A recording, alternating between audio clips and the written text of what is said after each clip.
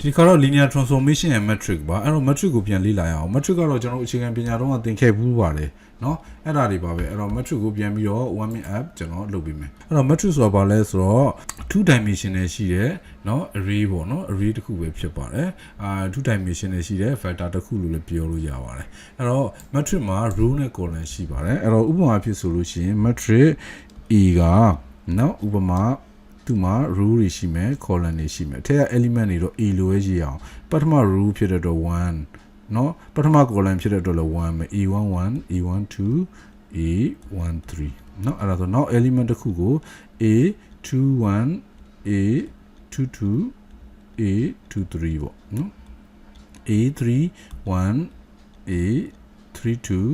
a33 ပေါ့เนาะဒါဆိုရင်ဒီ metric ကလေးက3 row 3 column ရှိတာပေါ့เนาะ row ကြီးကြည့်မယ်1 2 3เนาะ column လည်း3ခု3 row 3 column ရှိတယ်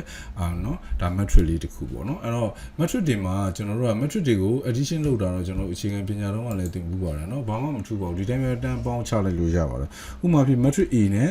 metric B နဲ့ကိုပေါင်းမှာပေါ့เนาะအဲ့တော့ B နဲ့ပေါင်းလို့ဆိုရင်တော့ dimension တော့2မှရမယ်เนาะdimension တော့2မှရမယ်ဒီကောင်က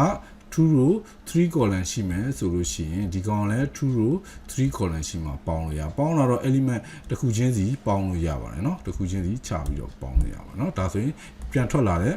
metric ကလည်း2 row 3 column ပဲရှိပါလိမ့်မယ်เนาะဥပမာမျိုးဆိုလို့ရှိရင်ဒီ2 row 3 column metric နဲ့ဒီ2 row 3 column metric A နဲ့ B နဲ့ကိုပေါင်းလို့ဒီတိုင်းပေါင်းလိုက်ရုံပါပဲเนาะဒီမှာ1နဲ့1နဲ့ပေါင်းရင်2เนาะဒါသူ့ရဲ့ပထမ element ဖြစ်သွားပြီ2နဲ့1နဲ့ဆို3ဒီကောင်က5ဒီကောင်က6ဟောဒီကောင်လည်း6ပဲဟောဒီကောင်က7ဒါပဲเนาะဒါ matrix E plus B ပဲเนาะနှစ်ခုကိုပေါင်းလိုက်တာဟုတ်ပြီအဲ့တော့ scalar multiplication ရော scalar multiplication လည်းလွယ်ပါတယ်ဥပမာ 3a ဆို 3a ဆိုရင်ဘယ်လောက်ရမလဲ 3a ဆိုရင်တစ်ခုချင်းစီဝင်မြှောက်လိုက်ရုံပဲ3နဲ့1 2 3 4 5 6ပေါ့เนาะအဲ့ဆိုလို့ရှိရင်ဘယ်လောက်ရမလဲ6 9เนาะ3 4 12 15 18ဒါပဲเนาะအဲ့တော့ scalar multiplication လုပ်ရင်လည်းဒါပဲပြန်ရမှာပဲ2 row 3 column က2 row 3 column ပဲเนาะဟုတ်ပြီအဲ့တော့ matrix multiplication matrix multiplication ကြတော့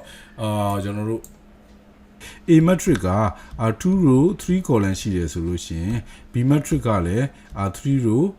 ထားလိုက်ပါတော့ 4 column ရှိတယ်ဆိုပါလို့เนาะအဲ့တော့သူ့ကို multiplication လုပ်မယ်ဆို A နဲ့ B ကိုမြှောက် matrix နှစ်ခုမြှောက်เนาะအဲ့ဒါဆိုရင်2 row 3 column နဲ့3 row 4 column မြှောက်လို့ရတာပေါ့เนาะဟောဒီဘက်က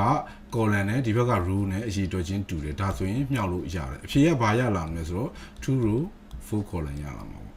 เนาะဟုတ်ပြီအဲ့တော့ဒါဆိုရင် matrix BA ရောမြှောက်လို့ရမှာကြည့်ကြည့်အောင် matrix BAနော် row နဲ့ column တူလားကြည့်ကြည့်အောင် matrix B က3 row 4 column ရှိတယ်အဲ့ကောင်လည်းဗာနဲ့မြှောက်မှာလဲဆိုတော့2 row 3 column နဲ့မြှောက်မရအောင်မတူမြှောက်လို့မရအောင်เนาะအဲ့ဒါလေးတော့ရှိတယ်အဲ့တော့ square matrix တွေကတော့မြှောက်လို့ရမှာပေါ့เนาะအချင်းချင်း row column တွေကတူနေတာ哦ဒါမျိုးဆိုရင်မြှောက်လို့မရအဲ့တော့ပြောလို့ရတာက matrix multiplication က commutative မရဘူးเนาะအဲ့တော့ matrix AB ကBA နဲ့မတူဘူးပေါ့เนาะဟုတ်ပြီအဲ့တော့ matrix multiplication လေးကိုကျွန်တော်တို့ကြည့်ကြည့်အောင်ဟုတ်ပြီအဲ့တော့ကျွန်တော် matrix multiplication လုပ်ရအောင်ပထမ matrix က matrix A ပေါ့เนาะ matrix A မှာဘာတွေရှိမလဲဆိုတော့3 1 2ရှိမယ်နောက်တစ်ခါကျတော့ဘာရှိမလဲ-5 ရယ်ပြီးတော့4ရယ်1ရယ်ရှိမယ်ပြီးရင်0 3 -8ရှိမယ်ပေါ့เนาะဒါဆိုရင်ဒီကောင်လေးက3 row 3 column ရှိတဲ့ matrix လေးဟုတ်ပြီကျွန်တော်နောက်ထပ် matrix B တခုရေးမယ် matrix B ကလည်း0ရယ်5ရယ်-1ရယ်3ရယ်2ရယ်-1ရယ်10ရယ်0.5ရယ်4ရယ်ပေါ့နော်အဲ့တော့ဒါဆိုရင်ဒီကောင်ကိုမြှောက်လို့ရတာပေါ့နော်3 row 3 column နဲ့3 row 3 column နဲ့ဆိုရင်ရလာမယ့်ကောင်ကလည်း3 row 3 column ပဲရပါလိမ့်မယ်เนาะဟုတ်ပြီအဲ့တော့ဒီကောင်ကိုကျွန်တော်မြှောက်မယ်ဆိုရင်ဘယ်လိုမြှောက်မလဲပထမဆုံးဒီမှာ row ရှိတယ်ကျွန်တော် color နဲ့ပြအောင်အဲ့တော့ဒီမှာ row ရှိတယ်ဒီ row နဲ့ ဒီ column နဲ့မျှအောင် element တစ်ခုထွက်မယ်ဒီ column နဲ့မျှအောင် element တစ်ခုထွက်မယ်ပြီးလို့ရှိရင်ဒီ column နဲ့မျှအောင်မယ်ပြီးရင်ဒီ column နဲ့မျှအောင်မယ်ဒါဆို element 3ခုထွက်သွားပြီပြီးရင်နောက်တစ် row ဟောဒီ row ဒီ row နဲ့ဒီကောင်နဲ့မျှအောင်မယ်ပြီးလို့ရှိရင်